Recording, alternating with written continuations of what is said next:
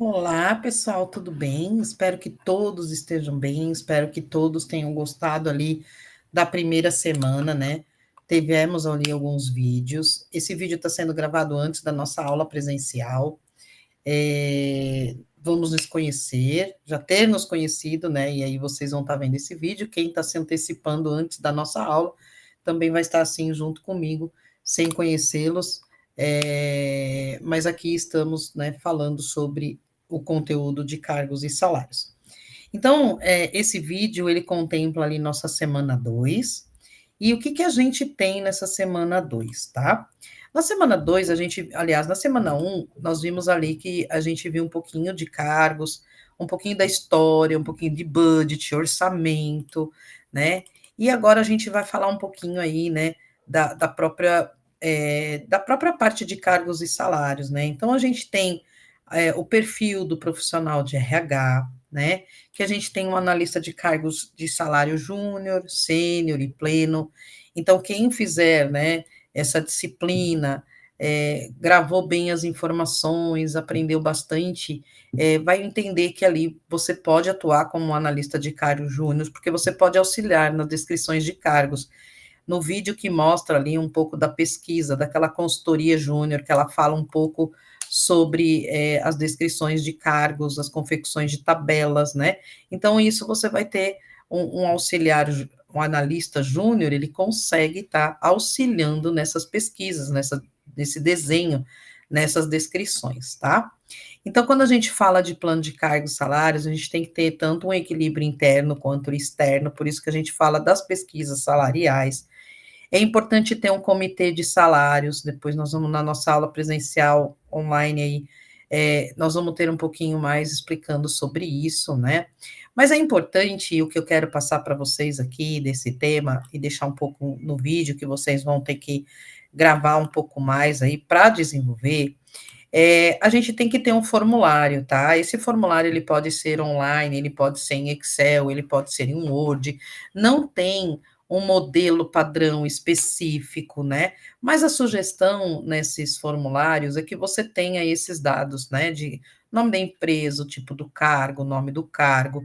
Por que que a gente precisa de um formulário com essas informações? Porque é a partir daqui que você vai entender se você tem pessoas fazendo as mesmas coisas na empresa ou não. Então, a gente consegue fazer essa descrição de cargos através de um formulário bem simples e tem um modelo, e esse modelo você mesmo pode desenhar.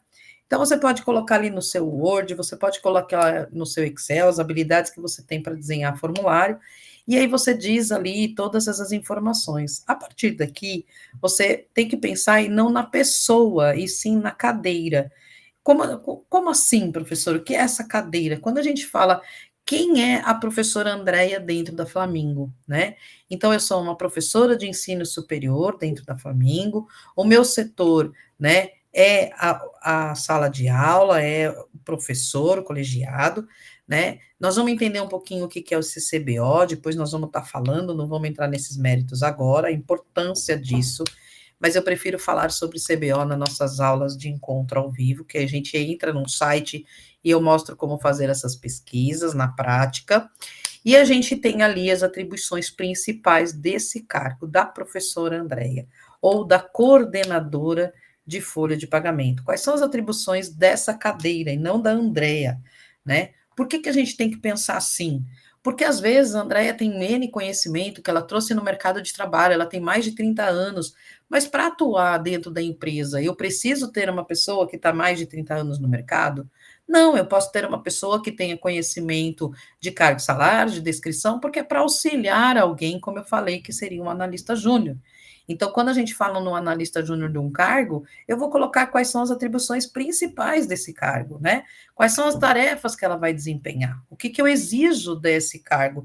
Então, esse formulário aqui ele é extremamente essencial para que você consiga mostrar quem é aquela cadeira, o que você realmente precisa para compor aquela cadeira, tá?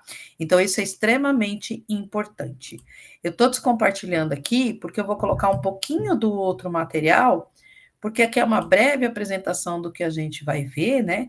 E do que a gente tem de conteúdo, na verdade, e a gente tem bastante conteúdo, né? que eu coloquei aí de material, enfim, e eu vou falar um pouquinho só a questão de conceito aí de salário para vocês, tá? Então, eu vou compartilhar aqui o outro material, e quando a gente fala em questão de salário, olha que danado que ele está aqui, que ele não está conseguindo me trazer esse material. Mas esperem aí, que eu vou conseguir colocar ele aqui na marra, né? Esse slide. Ele às vezes é teimoso, não quer aparecer aqui, mas ele vai aparecer sim. Espera aí, ó, falei, ele é teimoso, mas ele aparece, né? Eu trago material aqui, com certeza. Então vamos lá, conceito de salário, né? Quando a gente fala em conceito de salário, às vezes a pessoa fala assim: ah, eu trabalho, igual eu falei, eu sou coordenadora da área de remuneração. O que, que é a remuneração da pessoa, né? É todo aquele salário que ela recebe. Então, tem o salário nominal, que é aquele que quando a gente faz o contrato da pessoa, que consta lá na carteira profissional dele, e aí tem a remuneração, que é a composição do que ele recebe. Então, se o funcionário ele foi contratado em um ambiente insalubre, ele vai ganhar um adicional de insalubridade, ele vai ganhar um adicional de periculosidade, ele tem a comissão, ele tem os benefícios dele, tem hora extra, adicional noturno. Isso, essa soma toda representa a remuneração da pessoa, né? Então, muitas vezes a gente fala qual é a remuneração da pessoa, a pessoa fica em dúvida. E muitas vezes a pessoa acaba saindo de uma empresa para ir para outra empresa por questões de salariado, questão de salário, e quando vai ver o desconto lá é maior da assistência médica, o desconto do benefício lá também é maior, e as pessoas não se atentam nisso. Elas se olham somente para o salário que está ali sendo contratado e não olha dos demais benefícios, não olha a remuneração num todo. Então, isso é importante, quem é da área de remuneração, mostrar ao funcionário qual é o custo de um plano médico, né? A empresa, às vezes, tem um custo de plano médico bem caro com o funcionário, e às vezes o funcionário não percebe isso. Então, a gente tem que mostrar isso para o funcionário, quem é da área de remuneração. Então, a remuneração aqui diz o que é composto, né? Todas as informações que ele tem, e às vezes a gente fala na motivação salarial, a gente tem que compreender um pouco do salário para depois a gente falar realmente essa questão do que é, né, essa questão de estar motivado. Se hoje eu ganho R$ 2.000, eu tenho um aumento de 500, eu vou ficar feliz, claro que eu vou, né? Mas eu não vou me sentir tão motivado, porque depois de alguns meses eu já começo a fazer as minhas contas em cima de 2.500, lá o meu budget, né?